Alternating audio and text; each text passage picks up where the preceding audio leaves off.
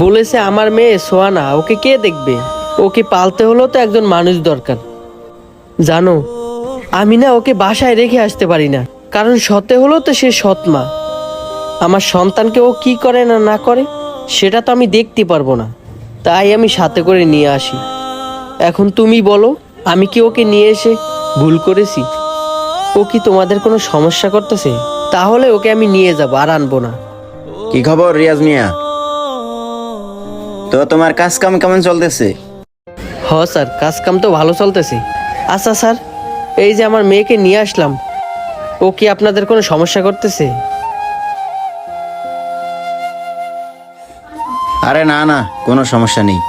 আচ্ছা রিয়াজ মিয়া, তোমাকে একটা কথা বলি। তুমি না বলছিলা তোমার মেয়েকে বাসায় রাখতে সমস্যা হয়? যদি তুমি সম্মতি দাও তাহলে তোমার মেয়েটাকে আমরা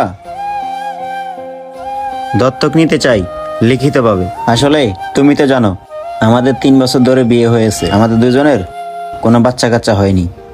আর তোমার মেয়ে যদি আমাদের কাছে থাকে তাহলে অনেক ভালোই থাকবে। আর তাছাড়া তুমি তো এই বাড়িতেই থাকো, সেক্ষেত্রে তুমি তোমার বাচ্চাটাকে সবসময় দেখতে পারলে, আর আমরা একটা বাচ্চা পেলাম। কি বলো? না না, আপনি যদি সম্মতি দেন তাহলে। স্যার, আমার কোনো সমস্যা নাই, আমি রাজি। আপনি যেদিন কইবেন ওই দিন আমি সাইন সিগনেচার সব দিয়ে দেব। আমার মেয়ে আমার পাশে থাকবে, এর থেকে বড় পাওনা আর কি আছে?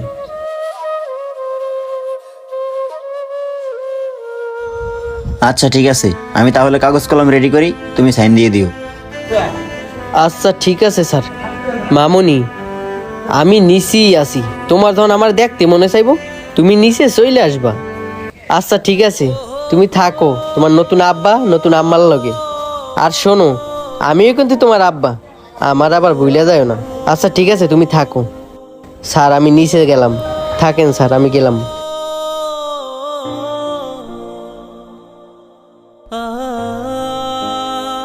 কি এবার তুমি খুশি তো? আল্লাহ তাআলা আমাদেরকে একটা সন্তান দিয়েছে, এবার তুমি ওর ভালো করে যত্ন নিও। আচ্ছা ঠিক আছে। কেউ অনেক সাধনার পরেও একটা সন্তান পায় না, আবার কেউ সন্তান পেয়েও রাখে না। যার সন্তান নেই একমাত্র সেই বোঝে সন্তান না থাকার বেদনা কতটা কষ্টের। ভিডিওটি ভালো লাগলে অবশ্যই শেয়ার করে দিবেন। যে কোনো নতুন ভিডিওর জন্য আমাদের পেজটি ফলো দিয়ে আমাদের সাথে থাকবেন। ধন্যবাদ সবাইকে। আসসালামু আলাইকুম।